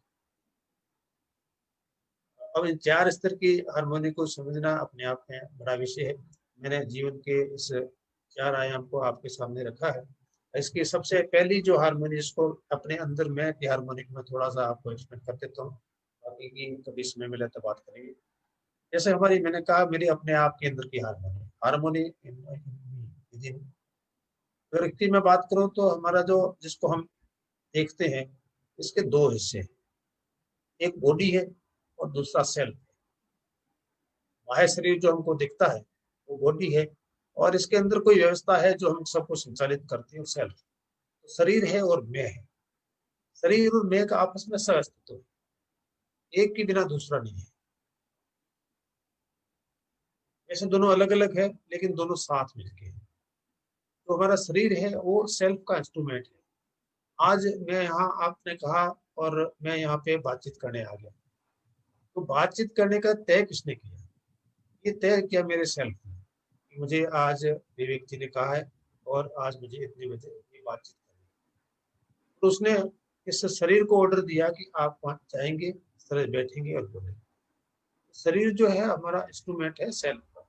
सेल्फ ये तय करता है कि शरीर को क्या करना है। सेल्फ 24 घंटे ही काम करता रहता है। उसमें बहुत ही थोड़े टाइम होता है कि वो बॉडी को ऑर्डर देता है कि आपको करना। अब हमारे सेल्फ के अंदर कल्पनाशीलता चलती रहती है, थॉट्स, डिजायर्स, एक्सपेक्टेशन, ये थ्रू आउट इमेजिनेशन चलती रहती है। उन सारी इमेजिनेशन के लिए हम कभी शरीर को ऑर्डर नहीं करते, लेकिन उनमें से कुछ के लिए जरूर ऑर्डर करते हैं कि आप ऐसा करें। या दूसरी तरह से कहते हैं कि शरीर से हमको कुछ संवेदनाएं मिलती है, उन सारी संवेदना के ऊपर हम एक्शन नहीं करते, लेकिन कुछ संवेदना के लिए एक्शन करते हैं। माना कि हमारा मन क्या मिठाई खाना है, अब उसमें जरूरी नहीं कि हम ऑर्डर करें, हाँ अभी मिठाई रखें। ये भी हो सकता है कि आज नहीं कल खाएंगे, ये भी हो सकता है अभी तुरंत चल के खाएंगे। तो कुछ में हम ऑर्डर करते हैं, कुछ में नहीं करते। तो शरीर जो है इंस्ट्रूमेंट का काम करता है, सेल्फ से डायरेक्शन लेता है, एक्ट करता है, बाहर से संवेदना लाता है, वो सेल्फ तक पहुंचाता है, सेल्फ उस पर एनालिसिस करता है और उस पर ऑर्डर करता भी है और नहीं भी करता है। तो हम दोनों को, इनको अलग अलग देखने की जरूरत है, इन दोनों को अलग अलग समझने की। तो सबसे पहली बात है हार्मोनी समझने के लिए, हार्मोनी विद इन मी, यानी मैं जो हूँ, ये 2 चीजें हैं, बॉडी भी है और सेल्फ भी है। इन दोनों का सह-अस्तित्व है, कोएग्जिस्टेंस, लेकिन इन दोनों के रिक्वायरमेंट अलग अलग है।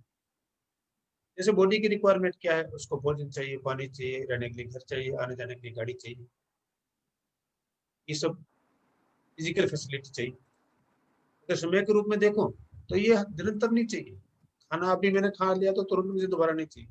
यहाँ तक कि हवा जिससे हम सांस लेते हैं वो भी एक बार लेते हैं, एक बार छोड़ते हैं। घर भी है, हमको लगता है कि हमको निरंतर चाहिए।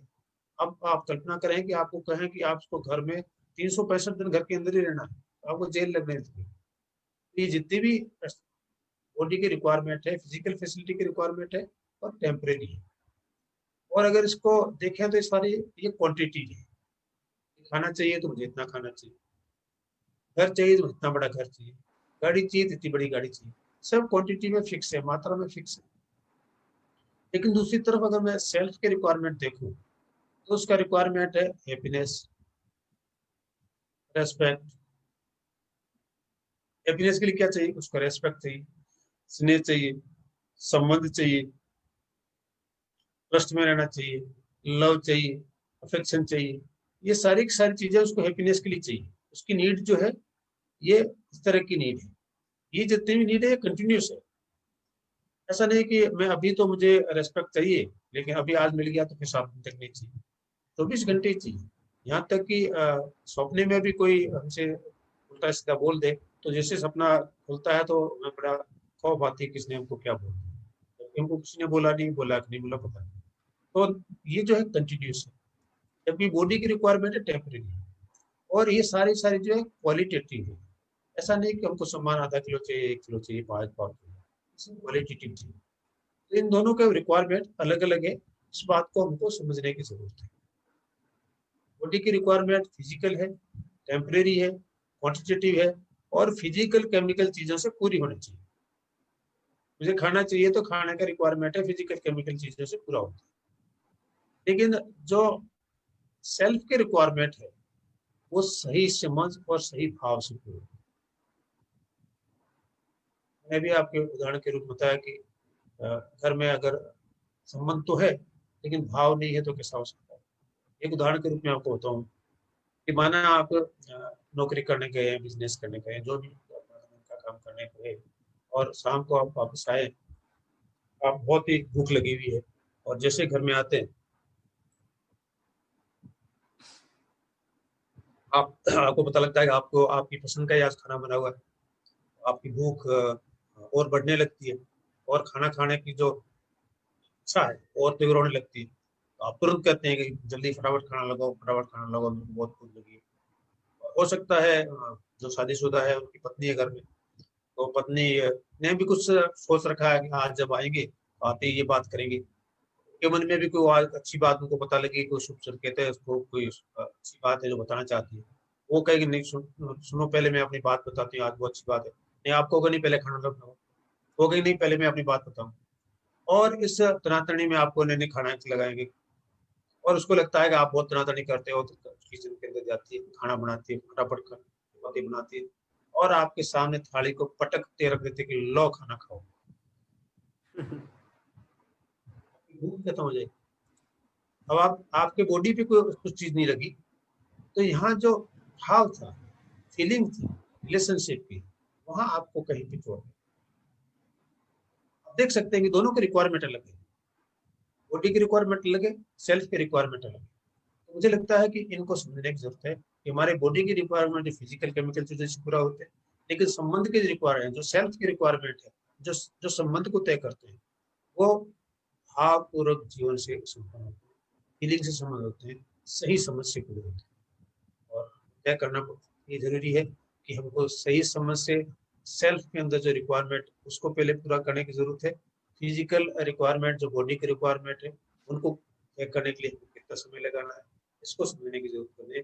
सुविधा पहले है या सुख पहले, या संबंध पहले है, इनको और किसके लिए कितना समय लगाना है ये समझने की जरूरत है। थोड़ा सा और मैंने कंट्रोड्यूस किया है कि जैसे बॉडी की एक्टिविटी है, खाना पीना घूमना, ये है टेम्परेरी है, लेकिन हमारे सेल्फ की जो एक्टिविटी है वो डिजायर है, थॉट है, एक्सपेक्टेशन है, इच्छा विचार आशा, ये करते रहते हैं। ये इसके पीछे भाव क्या होता है, इस भाव को समझने की जरूरत है। ये माना कि भाव को समझने के लिए मैं आपको समाधान रखता हूँ। जैसे मान लिया आपके किसी साथी से जो सहपाठी है या जो आपके साथ नौकरी कर रहा है, उसे थोड़ी सी कहासुनी होगी। अब आपने मन में सोचना शुरू किया कि इसको कुछ सबक सिखाए, इसको तो मैं सबक सिखा के ही रहूंगा, तो ये आपके थॉट विचार में चलता रहेगा, घूमेगा, सुबह शाम रात दिन घूमते रहेगा। आप पूरी एक पूरी पिक्चर बनाएंगे, पूरा एक प्लॉट बनाएंगे, मुझे किस तरह से इसको ठीक करना, किस तरह से करना है। माना आपने 2 दिन तक बहुत एक अच्छा सा प्लॉट बनाया कि ऐसे भी ठीक करूंगा, वैसे ठीक करूंगा, और 2 दिन बाद आपको पता लगा कि छोड़ो यार क्या रखा है, उसने जो किया वो जाने उसका कर्म है, उसने तो ठीक ठाक करो सब। अब ये 2 दिन तक खराब किसकी हुई? ये आपकी खराब हुई, उसकी कुछ खराब नहीं। तो ये थॉट डिजायर एक्सपेक्टेशन जो चलते रहता है, जो कल्पनाशीलता चलती रहती है, जो इमेजिनेशन चलती रहती है, इसके पीछे जो भाव है, उस भाव को देखने की जरूरत है। अगर हम भाव को संबंधपूर्वक देखते हैं तो निश्चित रूप से हम अपने आप को एक सेल्फ को स्टेटसता दिखा पाते हैं, और उसको संबंधपूर्वक नहीं देखते हैं, झगड़े के रूप में देखते हैं, तो हम अपने आप को दुखी करते हैं। इसलिए मैं कहता हूँ कि सुखी होना और दुखी होना दोनों ही निर्णय तो हमारे ही हैं। जो भी व्यवस्था है हम उससे सुखी हो रहे हैं या दुखी हो रहे हैं, निर्णय तो हमारा है। के रूप में मैं हमेशा एक उदाहरण के रूप में कहता हूँ कि माना आपको कोई गाली बोले, तो निश्चित रूप से गुस्सा आएगा, पहले ही निक से गुस्सा आएगा। और जैसे जो गाली बोलता है उसका आपको मन में ये लगे कि ये तो पहले ही इतना परेशान है, इसको तो होश ही नहीं है कि ये क्या बोल रहा है, तो उस पर करुणा आएगी। तो गाली तो सिर्फ शब्द है, उसके साथ में आप क्या भाव जोड़ते हो, उससे आपके संबंध तय होते हैं। जो भाव है संबंध, संबंध को तय करने वाला चीज भाव है। उस भाव को समझने की जरूरत है, उस भाव को अपने मन में रखने की जरूरत है। इस तरह से अगर हम समझ पाते हैं तो हमारे खुद के अंदर हारमोनी बनती है। इसको मैं आगे चूंकि समय के ध्यान में रखता हूँ, वो अपने आप को समझने के लिए बॉडी और सेल्फ दोनों को समझे, दोनों के भाव को समझे। और ये सेल्फ को समझने की जो व्यवस्था है वो शिक्षा और संस्कार से पूरी होती है। इसलिए शिक्षा में हमने इसको लागू किया है, हमारे विश्वविद्यालय ने लागू किया है। इसी कंसेप्ट को, जिस कंसेप्ट से मैंने बताया कि हमारी 4 स्तर का जीवन है, चारों स्तर की हारमोनी को समझना है। और हारमोनी को क्यों समझना है कि हम सुखी होना चाहते हैं। इस विषय को ये रखने का हमारा एक अपना तरीका हो सकता है। अंततः तो हर व्यक्ति सुखी और संपन्न होना चाहता है, उसको समझने का तरीका अलग अलग हो सकता है। हमने इस तरीके से रखा है, हमारे विश्वविद्यालय में सभी बच्चों को पढ़ना है और जो टीचर है उनको इन 4 स्तर की हारमोनी को समझने के लिए एक 8 दिन का कोर्स चलाते हैं। उस कोर्स करने के बाद ही वो उसको पढ़ाने के लायक बनते हैं, पढ़ाते हैं। और उससे भी नेक्स्ट लेवल का जो कोर्स होता है उसको करने वाले कुछ लोग हैं जो जिसको ट्रेन कर सकते हैं। मैंने भी इस तरह के कोर्स को किया है, मतलब सेकेंड लेवल का कोर्स भी किया है। और पिछले कुछ टाइम से इस कोर्स को हम अभी चला रहे हैं। बीकानेर टेक्निक ने हमारी उसने इसमें बहुत काम किया है। अब तक लगभग 600 टीचर्स ने इस तरह के कोर्स को किया हुआ है, जो वैल्यू का नाम दिया है। सुखी और संपन्न जीवन कैसे हो सकता है, यानी इस 4 स्तर की हारमोनी को हम समझे और 4 स्तर की हारमोनी से अगर जीते हैं तो इसी जीवन को हम संस्कारित जीवन कहते हैं। जितना जितना हम उसको समझ के अपने ऊपर लागू करते हैं और उसका जी सकते हैं, उसी को हम संस्कार कहते हैं, उसको संस्कारित जीवन कहते हैं। जैसे मैंने आज की चर्चा में ये नहीं लिया कि नेक्स्ट वीक परिवार में कैसे जुड़े। जैसे परिवार का आधार क्या है, परिवार का आधार है ट्रस्ट। ट्रस्ट यानी आपने उसकी जो भी एक्टिविटी है उसको उसके इंटेंशन पे आपका कोई डाउट नहीं, उसको इंटेंशन आप परफेक्ट। जैसे मैं कोई गलती करूं, मेरे हाथ से गिलास नीचे गिर जाए तो मैं कोई न कोई कारण उसके साथ ढूंढूंगा, गिलास तो ठीक नहीं रखा हुआ था। मैं अगर उसको 10 बार भी गिराऊं तो मैं कोई न कोई कारण बताऊं अपने आप को ठीक से। और दूसरा को गिराया तो मैं कहूंगा मुझे तो लग रहा था जिस तरह से तुम आ रहे थे गिराने वाले थे। तो यानी हम दूसरे के इंटेंशन पे डाउट करते हैं। तो ये सबसे पहली जो आधार है हमारे परिवार का, वो विश्वास है। जहां भी विश्वास को हम कोई शक की नजर से देखते हैं, वही हमारा रिलेशन का भाव जो खत्म हो है। इस तरह से उसके जो परिवार रहने के भाव है, विश्वास है, फिर सम्मान है, फिर स्नेह है, फिर वात्सल्य है, फिर आगे रेवरेंस है। इस तरह से करेगा फैमिली लव है। तो इसमें होगा तो उसको कभी समझाएगी। बीकानेर टेक्निक ने इस बात को सिर्फ बच्चों को कार्यशाला के माध्यम से 5 दिन की कार्यशाला के बाद सबको बताते हैं, इंग्लिश को पढ़ाते हैं। टीचर्स ने इसकी ट्रेनिंग भी की। कोविड के टाइम लगभग 5,000 विद्यार्थियों को एक वर्कशॉप के माध्यम से 4 स्तर में जीवन में इसे जीना सकते हैं, यही जीवन सुखी जीवन होता है, इसको भी समझा पा रहे हैं। और इस विषय को और इस क्षेत्र में काम करने वाली जो संस्थाएं के साथ हमने जुड़ के काम करने ने किया काम किया है। और इसी कड़ी में हमने देव संस्कृति विश्वविद्यालय हरिद्वार के साथ में एमओयू किया कि उनके जो सुखी जीवन और सुखी जीवन के रूप में मानव को तैयार करने का जो कल्पना है, और हम जो हमने कल्पना रखी है, दोनों को कैसे आगे बढ़ाया जा सकता है। मैं हरिद्वार गया था, वहाँ से एमओयू किया हुआ। और इसी तरह से हमने आर्ट ऑफ लिविंग के साथ एमओयू किया है। हमने जो वर्ल्ड पीस यूनिवर्सिटी है अरुण कुमारी, उनके साथ एमओयू किया है। और इस अंततः मैं समझता हूँ हर व्यक्ति सुखी होना चाहते हैं। कुछ लोग इसको आनंद भी कहते हैं, हम आनंद पूर्वक रहना चाहते हैं, तो उसकी और उसका सुपरलेटिव स्थिति हो सकती है। सभी आनंद पूर्वक रहना चाहते हैं, तो आनंद पूर्वक रहना चाहते हैं। तो हर एक ने अपना जो तरीका बताया, ये एक तरीका जो हमने सोचा कहीं से पता लगा, हमने अपने किया, मैंने आपके सामने रखा है। इसके बारे में अगर कोई आप मेरे से कुछ बातचीत करना चाहे, जानना चाहें, तो उसका स्वागत है।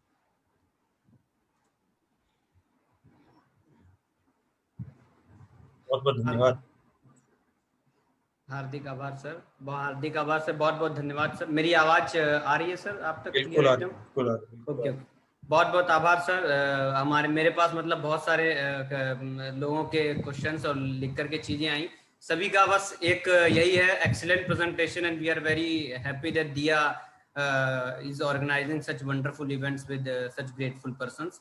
तो बहुत अच्छा लगा चीजों का। बहुत सवालों की भी कड़ियां हैं, बहुत सी चीजों की भी कड़ियां हैं, लेकिन जो संक्षिप्त की जो बातें हैं वो यही है कि हैप्पीनेस और कंटिन्यूस, और जो कि एक क्वालिटेटिव क्वांटिटेटिव वे में हमारे पास किस तरह पहुंचे। मैं एक एक पॉइंट्स को बहुत बारीकी से समझ रहा था प्रेजेंटेशन की, और मैंने पूरी कोशिश की कि कितना मैं इसको अपने मस्तिष्क में, कितना यहाँ दिया के लोग हैं, कितना लोग जो हैं अपने साथ इन विचारों को लेकर के जा रहे हैं। एक सबसे अच्छी बात ये लगी कि social development, education and facility, मतलब आज के दौर में हमें ये एक देखने की चीजें हैं। कभी किसी लेखक ने बहुत अच्छा कहा था कि एक दौर वो था जब हमारे पास सुविधाएं तो बहुत कम थी, लेकिन सुख ज्यादा था और हम परिवार के बहुत नजदीक रहते थे। और आज के दौर में मोबाइल फोन, टैबलेट और सारी चीजें आने के बावजूद सुविधाएं बढ़ गई, लेकिन सुख बहुत हद तक दूर हो गया है। आपने सही कहा, हमें डिसाइड करना पड़ेगा फैसिलिटीज, कि हमें किन फैसिलिटीज के तहत रहना है, किन सुविधाओं को, किन जरूरतों को रिश्तों के मुताबिक और सुख के मुताबिक रखना है। एक गाड़ी रखनी है या 4 गाड़ी रखनी है, कितना खाना है, कितना रखना है। एक जानवर भी जो है उतना ही खाता है जितना उसको जरूरत है, उसके बाद वो छोड़ देता है। लेकिन हमारी मानव प्रवृत्ति जो है आपे में जा रही है कि और आए और आए और आए। तो वो सारी चीजें जो हैं वो बहुत बढ़िया तरीके से सर आपने एक्सप्लेन की। अब मुझे लगता है कि दिया और जो अन्य, जहां फेसबुक और यूट्यूब के लाइव से भी जो भी लोग सुन रहे हैं वो बहुत अच्छे से जुड़ भी रहे होंगे। एक पंक्ति लिखी थी कहीं कि है होश जब तक जिंदगी में जश्न होना चाहिए, और खुशियां बने जब राधिका मन कृष्ण होना चाहिए। तो हम वो खुशियां और वो मन जो कृष्ण के रूप में रहे, वो सुविधाओं को किस तरीके से जो है सीमित करके, किस तरीके से बढ़ चढ़ के रोक करके अपने आप को, साधनों को सीमित करके चल सकते हैं। एक सवाल था एक छोटा सा, वैसे तो कई कड़ियां हैं लेकिन बहुत लोगों के जवाब भी आ गए कि कईयों का सवाल आ गया, लेकिन एक सवाल बार बार घूम के मेरे पास बहुत आया कि अपने लक्ष्य को कैसे सुनिश्चित करें। आशुतोष वैष्णव जी हैं कोटा राजस्थान से, आपसे एक सवाल को आपके सामने रेज किया कि अपने लक्ष्य को कैसे सुनिश्चित करें। इस पर थोड़ा सा आप एक दीपक दें। आपने जो बात कही ये एक बहुत ही आम का प्रश्न है, सबके लिए है। आम मैं इसलिए कहूंगा कि सबका ही है, बहुत महत्वपूर्ण है पर सबका ही है कि लक्ष्य क्या है। तो लक्ष्य को हमको निर्धारित करना पड़ेगा कि हम चाहते क्या है। तो मैंने पहले ही सबसे पहले कहा कि हमारा जीवन का जो लक्ष्य है, जीवन का लक्ष्य तो सुखी और संपन्न होना है। अब उस लक्ष्य को हासिल करने के लिए हमने बीच में छोटे छोटे लक्ष्य बनाए। हमको लगता है कि मुझे फलाना पद मिलेगा तो मैं सुखी हो जाऊंगा। फिर किसी को लगता है कि मुझे इतना पैसा मिल जाएगा, सुखी हो जाऊंगा। फिर कभी लगता है मुझे इतना पावर मिल जाएगा तो सुखी हो जाऊंगा। हमको जब तक नौकरी नहीं लगती, लगता है नौकरी जब मिल जाएगी सुखी हो जाऊंगा। जैसे नौकरी लगती है छुट्टी कब मिलेगी यार। तो ये जो लक्ष्य, ये जो हमने बीच में तय की, ये लक्ष्य नहीं है। ये तो बीच में रास्ता है, सीढ़ियां हैं। उन सीढ़ियां को चढ़ने के लिए हमको आगे आगे बढ़ना होता है। लक्ष्य तो हमारी ये सुखी होना है, और सुखी होने के लिए ये जो 4 स्तर का हमारा जीवन है, इस 4 स्तर के जीवन के हार्मोनी को समझना है। तो उस हार्मोनी को समझ के अगर हम उसमें जी पाते हैं तभी हम सुखी हो। जैसे मैंने एक उदाहरण कह रहे, जैसे सम्मान है। अब सम्मान से मैं सभी रहना चाहता हूँ। आप कितना भी देख ले, आप पास कितना पद हो, कितना भी पैसा हो, कितना भी पावर हो, आपको वो अगर समाज आपको स्वीकार नहीं करता है।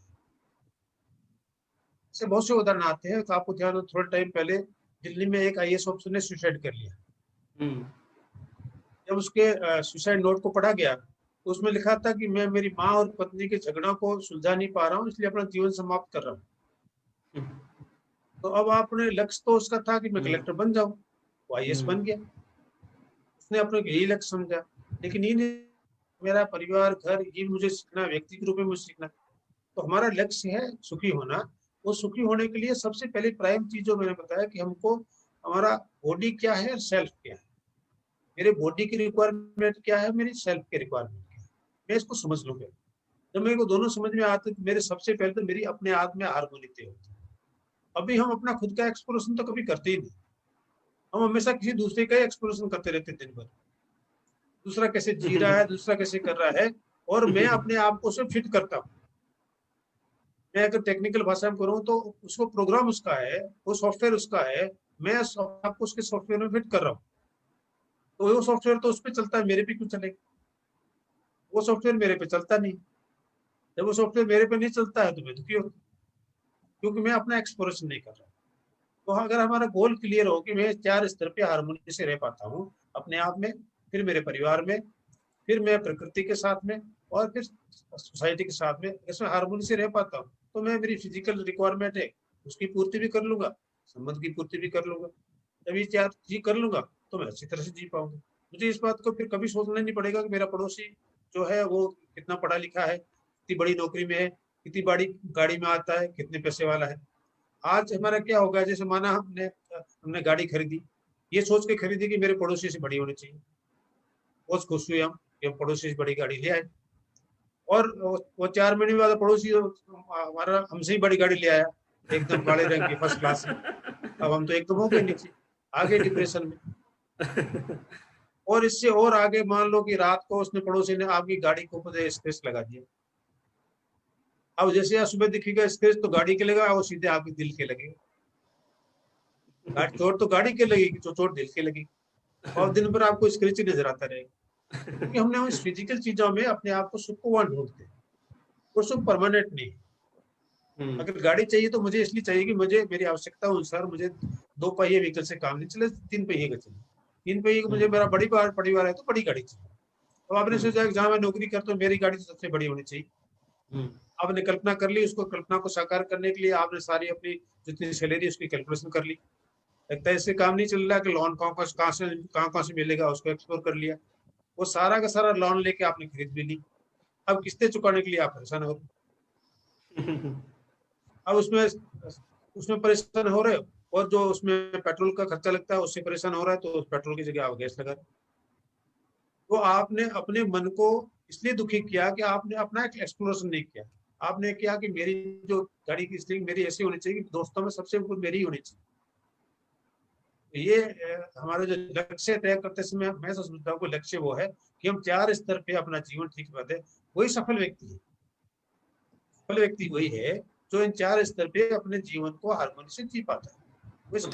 उतने पैर पसारिए जितनी चादर हो। वही हमारा लक्ष्य, वही हमारा लक्ष्य है। और मैं तो, आपने बहुत कवि के रूप में कहा, मैं तो इतना कहूंगा कि साधारण सी चीज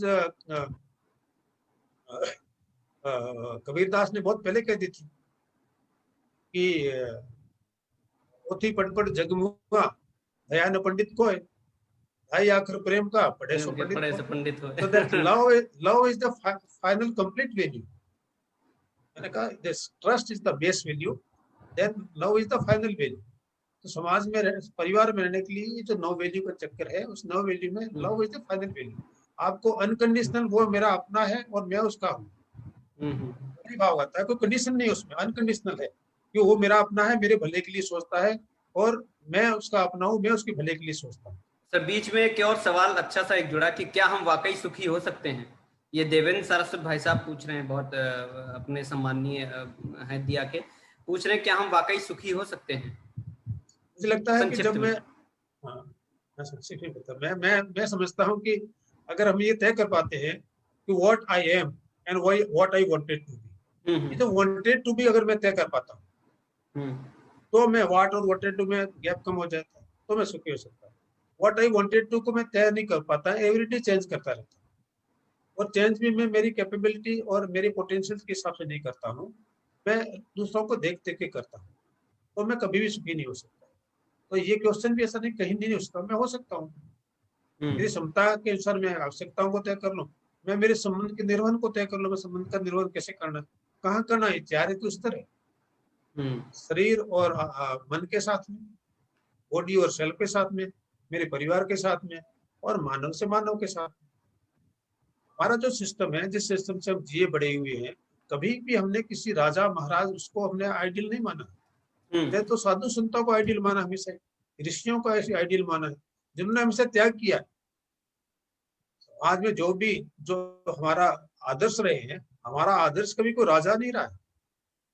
राजा में भी भगवान राम जब तपस्या करके आए, जो 14 वर्ष वनवास में रह के आए, तभी वो पुरुषोत्तम राम बने। राजकुमार राम के रूप में कभी वो आदर्श नहीं है। वो जब इतना तकलीफ झेल के आए, इतना त्याग किया, तभी बने। हमारा जो कंसेप्ट है कि अगर हमारे दूसरे को देने का भाव है, दूसरे को देने का भाव है, एक 4% मैं आपके सामने रखता हूँ कि अगर मैं आपको पूछूं कि आप सुखी होना चाहते हैं, इसमें कोई ऐसा प्रश्न नहीं, उत्तर सीधा है। अगर मैं मेरे से पूछूं कि मैं सुखी होना चाहता हूँ, इसमें भी हाँ ही है, इसमें ना नहीं है। अगर मैं तीसरा कोई क्वेश्चन पूछूं कि क्या मैं दूसरों को सुखी देखना चाहता हूँ, तो इसका उत्तर जो है हाँ तो निकलता है, लेकिन उतनी तीव्रता से नहीं निकलता है। हाँ, मैं सुखी देखना चाहता हूँ, लेकिन एक दो को नहीं देखना चाहता, तो मेरे को कहीं पे अटका लगाते हैं। अगर मैं चौथा प्रश्न पूछता हूँ क्या दूसरे आपको सुखी देखना चाहते हैं, तो हम कहते हैं नहीं, मेरे को तो कोई भी सुखी देखना नहीं चाहता, सब लोग मेरे को परेशानी करते हैं, घर में भी करते हैं, बाहर भी करते हैं, ऑफिस में करते हैं। ये जो हमारा भाव है ठीक नहीं। जिसने चारों प्रश्न का उत्तर हाँ हो जाएगा, मैं सुखी होना चाहता हूँ, दूसरा भी सुखी होना चाहता है, दूसरा मेरे को सुखी देखना चाहता हूँ, मैं दूसरे को सुखी देखना चाहता हूँ, यह ट्रस्ट का जिस दिन भाव हो जाएगा, everyone will be happy. Everyone will be happy. सही कहा आपने, एक बात बहुत अच्छी बोली कि लोग अपने सुख से ज्यादा तो दूसरे के दुख को, दूसरे के सुख को देख के दुखी हैं, अपने दुख से तो कहीं ज्यादा। तो ये सही कहा, मतलब कहीं एक बहुत अच्छी लाइन लिखी थी कि सुख सुबह के जैसा होता है, मांगने पर नहीं जागने पर दिखता है। तो जो है मांगो ना इसको, आप जिस दिन जाग जाएं उस दिन ये सुख है। क्योंकि जिंदगी में सबसे ज्यादा दुख बीता हुआ सुख देता है, और इतना ज्यादा मतलब हम जो है अपने आप को जो है संपन्न रखें मस्तिष्क रूप से, ताकि जो हम जो है खुद को सुखी महसूस करके रखें। मैं आज समय की अपनी सीमित समय है, समय का अपनी परिसीमाएं हैं। मैं इस सेशन को जो है क्लोजिंग की ओर बढ़ूंगा, क्योंकि सवालों की झड़ी तो बराबर आ रही है, लेकिन सारी चीजें जुड़नी है। पर मैं जिन लोगों को भी और भी व्यक्तिगत रूप से सवाल पूछने हैं, तो मैं उनसे विशेष निवेदन करूंगा कि वो हमारे इस लाइव पेज का जो पड़ा हुआ है सेशन, उस पर डाल दें, और हम वो जो है चारण सर तक वापस पूरी टीम हमारी पहुंचा देगी। मैं अनुरोध करूंगा, आज के इस सेशन को आयोजित करने में पूर्ण रूप से सहयोग किया हमारे विवेक विजय सर ने, पूरी टीम को। मैं अनुरोध करूंगा प्रोफेसर विवेक विजय सर से कि वो आए और एक बार को वोट ऑफ थैंक्स और सर को जो है अभिनंदन करें। विवेक सर प्लीज। बहुत बहुत धन्यवाद शुभम, और तहे दिल से धन्यवाद आदरणीय चारण साहब का, क्योंकि बात बहुत छोटी सी थी, हम लोग बैठे हुए थे घर में, और रमेश जी शंगानी भाई साहब जो हमारे एक्सीएन हैं रामगढ़ में, जैसलमेर में, वो और हम बैठे हुए थे, और हमने अचानक से फोटोग्राफ देखा चारण साहब का प्रतिकुलपति देव संस्कृति विश्वविद्यालय के आदरणीय चिन्मय पंड्या जी भाई साहब के साथ में एमओयू साइन करते हुए। और तब हमको लगा कि चारण साहब से रिक्वेस्ट की जाए कि वो आकर के युवाओं का मार्गदर्शन करें, और हमने फोन किया, और पॉजिटिवली उन्होंने तुरंत इस बात के लिए एग्री भी कर दिया। बहुत बहुत धन्यवाद सर, तहे दिल से शुक्रिया कि बिना किसी लाग लपेट के, बिना किसी औपचारिकता के आपने तुरंत युवाओं से बात करना सर स्वीकार किया। और विषय जो आपका है वो निश्चित आज का है, वो निश्चित रूप से हम सब लोगों के लिए ऐसे समय में बहुत ज्यादा रिलेवेंट है, जबकि व्यक्ति के पास में आसपास चारों तरफ निराशा का वातावरण दिखाई दे रहा है। वैसे में बहुत ज्यादा जरूरी है। परम पूज्य गुरुदेव ने, युग ऋषि पंडित श्री राम शर्मा आचार्य जी ने 3 शब्द दिए, खास करके हम 2 सुनते हैं उनमें से, स्वार्थ और परमार्थ। ये 2 शब्द हम सुनते आए हैं, पर उन्होंने तीसरा एक और शब्द दिया परार्थ का। उन्होंने कहा कि जब काम स्वार्थ का होगा तब भी दुख होगा, जब काम परार्थ का होगा उतना सुख नहीं होगा। पर जब तीसरा होगा तो मेरे ख्याल से आपके चारों प्रश्न उनके चारों के आंसर हाँ मिल जाएंगे के लिए। अगर दोनों का मिक्स कि हम बहुत सुख के साथ में अपने जीवन का आनंद ले सकेंगे, और जो कि उद्देश्य भी, जो कि लक्ष्य भी है, जो आपने कहा कि लक्ष्य हमारा सुख होना चाहिए, और उसके लिए फिर हम वातावरण बनाते जाएं, वातावरण का निर्माण अपने आप होता जाएगा। हम जितने शब्दों में धन्यवाद करेंगे वो शब्द कम पड़ेंगे, लेकिन बहुत बहुत धन्यवाद सर, आपने हमारे इस निमंत्रण को स्वीकार किया। और बहुत बहुत धन्यवाद उन सभी लोगों का जो इस मार्गदर्शन को अलग अलग माध्यमों से सुन रहे हैं, खास करके जूम से जुड़े हुए हमारे सब एग्जीक्यूटिव मेंबर्स, और विशेष करके मैं नाम लेना चाहूंगा आदरणीय प्रोफेसर अखिल रंजन गर्ग साहब का, जो हमारे साथ में जुड़े हुए हैं, एमबीएम कॉलेज में जो प्रोफेसर हैं इलेक्ट्रिकल इंजीनियरिंग के, उसके अलावा हमारे बहुत करीबी हैं, और डॉक्टर एमएल परिहार साहब जो रावत भट्टा से आरएपीपी से हमारे साथ में जुड़े हुए हैं।